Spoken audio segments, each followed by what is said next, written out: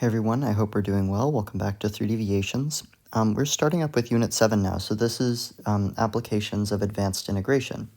So this is going to be kind of a short and sweet unit. We're going to be talking about arc length, we are going to be talking about surface of revolution, and we are going to be talking about just direct applications of integration. Now you might be saying, well, we just had a unit on applications of integration in Unit 5, but that was before we learned about trigonometric substitution and partial fractions and integration by parts and Weierstrass substitution, before we learned all of these nice integration techniques. Now those integration techniques, we really brought in the theoretical stuff in the last unit, but now we're going to be applying what we learned in this unit. In this unit, we're going to be applying it directly, but in the last part of Calculus 2, which is going to be our last 3 units, we are going to be moving into less direct applications. But anyways, we're going to talk about arc length today, and this is going to be a pretty quick video because we've got problem sets about arc length out now that you can go find some more difficult practice problems with, and we'll have videos explaining those coming out later. So arc length, let's talk about arc length. So I'll just give you the definition right now. So let's say we want to find the length of f of x on an interval a and b, or a to b. So in order to find the arc length, or well, we really should say what this is equal to. So that's equal to L, let's call it.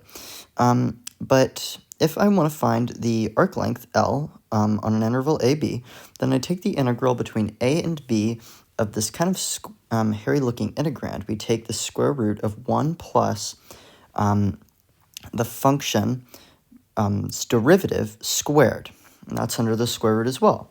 So, well, what does this really mean? So this really means that we've got ourselves a graph here, maybe, and we've got a function. This is the classic function that we always have in calculus, that little curve there. And what we're really saying is we're taking tons of little triangles, really small little guys, and we are finding this hypotenuse length. We're finding this hypotenuse length all the way along our function. We're dividing it into little hypotenuse lengths. So we've got one there, one there, one there, one there, one there, one there, one there, like to generate a curve made up of tiny little sections of hypotenuse.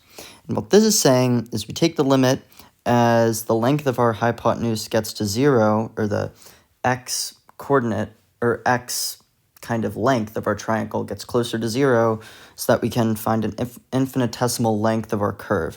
So that's what we're doing essentially with arc length. We're taking the curve, making tons of small triangles, and finding the hypotenuses of all of the triangles. I don't know what the plural of hypotenuse is, though. Sorry about that if I messed that up. Anyways, let's try an example.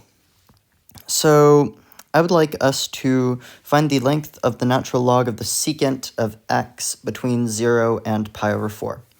Now, I'm not going to draw this one out because, to be quite honest with you right now, I don't really know what the natural logarithm of secant of x looks like. But if you had a graphing calculator, I'm sure you could draw that out, or use Desmos, or what have you. So we're going between 0 and pi over 4. We have our function. So what we need to do is we're just going to lay out everything to make our work in the integral as easy as possible. So we're going to find f of x, f prime of x, and f prime of x squared.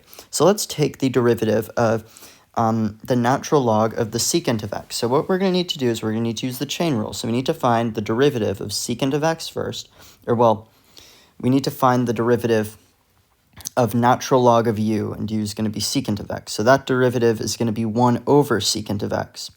Now you multiply that by the derivative of the inside function, which is secant of x, which is secant x tangent x. So we get f prime of x is equal to secant x tan x over secant x. Now we can cross out these secant x terms, and that just gives us plain old tangent of x. And that's great, because that's going to make our integration job really easy. So now, if we do f prime of x squared, well, that's going to be equal to tangent squared of x. So now we need to plug this into our formula that the arc length is equal to the integral between a and b of the square root of 1 plus f prime squared dx. So let's do that.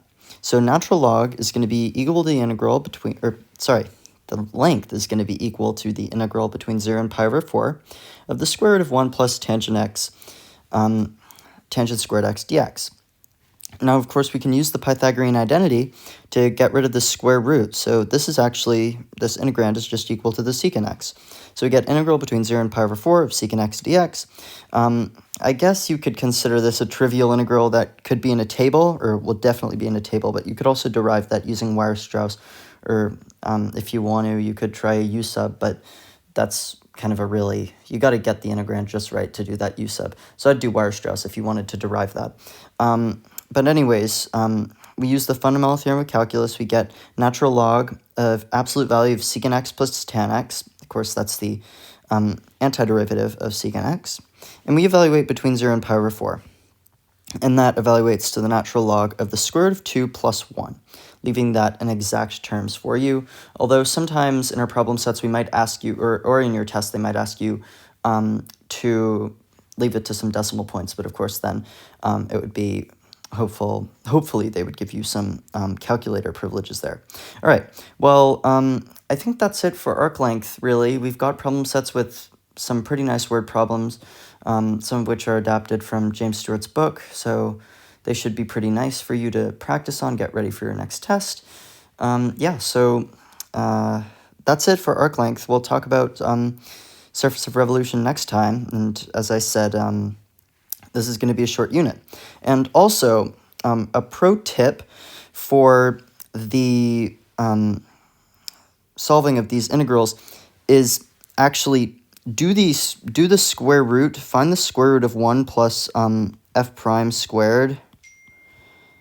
Find that before putting it in the integral, because oftentimes you can do tons of nice little simplifications that's going to make your life a lot easier when you plug it in the integral, because you don't want to be dealing with these square roots in the integral. And also, these can get pretty hairy. Maybe you'll have a trig sub sometimes. Maybe you won't. Pretty tricky. All right.